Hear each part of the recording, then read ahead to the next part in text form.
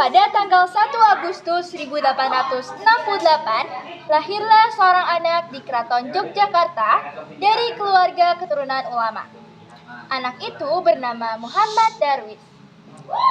Ia tumbuh di tengah keluarga muslim bersama 3 orang kakak dan 2 adik.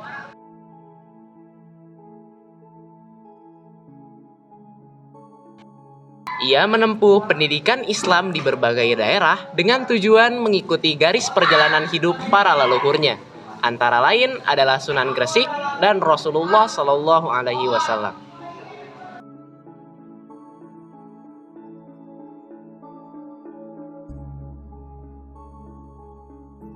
Pada usia 15 tahun, ia diajak oleh keluarganya untuk menunaikan ibadah haji.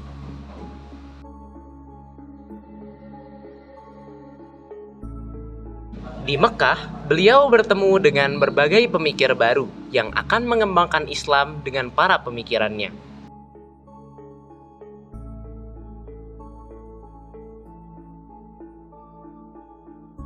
Dari pertemuan tersebut, beliau memutuskan untuk singgah di Mekah selama 5 tahun untuk menambah wawasannya bersama dengan beberapa orang.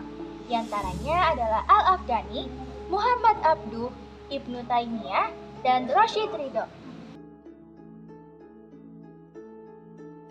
Pada akhirnya, ia kembali ke Nusantara pada tahun 1888.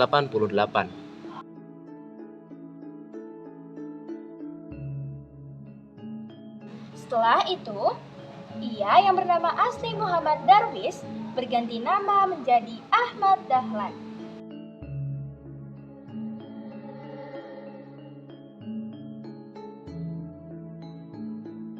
Ahmad Darwis pun kembali dari Mekah. Ia pun menikah dengan sepupunya yang bernama Siti Walidah atau Nyai Ahmad Dahlan, yaitu putri dari Kiai Penghulu Haji Fadil.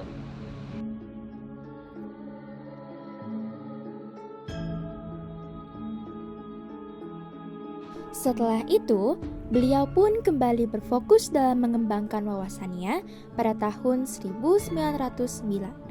Salah satu cara yang ia ambil adalah dengan bergabung ke dalam organisasi Budi Utomo. Pada tanggal 8 Zulhijjah 1330, hal tersebut menjadi momen istimewa bagi Ahmad Dahlan. Ia mendirikan sebuah organisasi Islam bernama Muhammadiyah yang secara resmi berdiri pada 18 November 1912 dan bergerak di bidang kemasyarakatan serta pendidikan.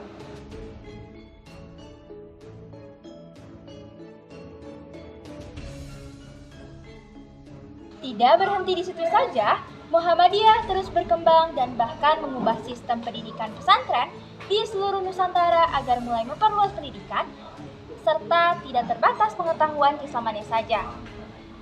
Dan ia pun menamai sekolahnya yaitu Hayas Mat the Quran.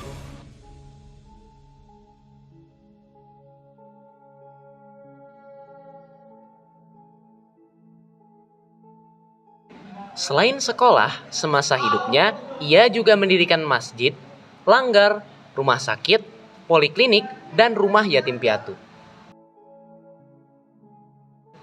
Pada bidang organisasi, tahun 1918, ia mendirikan organisasi Aisyah untuk kaum wanita. Untuk para pemuda, Ahmad Dahlan membentuk Pathfinder atau pandu yang kini dikenal sebagai pramuka dengan nama Hizbul Watan. Seperti halnya Rasulullah, saat berdakwah di kota Mekah, rumah Ahmad Dahlan juga sering diteror dengan berbagai cara, seperti dilempari batu dan kotoran binatang. Bahkan pada saat dakwah di Banyuwangi, Ahmad Dahlan dituduh sebagai kiai palsu dan ia diancam akan dibunuh. Sebagaimana seharusnya, niat Ahmad Dahlan yang baik untuk memajukan taraf bangsanya dan taraf umat muslim di kalangan mereka akan didukung dan membawa dampak positif bagi Nusantara pada masa itu. Dukungan dari berbagai golongan masyarakat itulah yang memberi Kiai Haji Ahmad Dahlan kesempatan untuk mendapatkan ilmu dari berbagai kiai di berbagai bidang ilmu. Sebagai hasil dari perjuangannya, Beliau kemudian mendapat gelar Kiai Haji Ahmad Dahlan.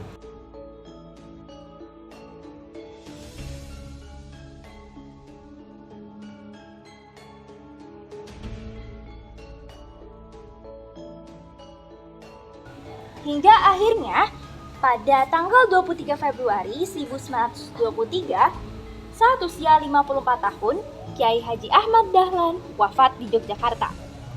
Kemudian, beliau dimakamkan di Kampung Karangkajen, Brontokusuman, Mergangsan, Yogyakarta.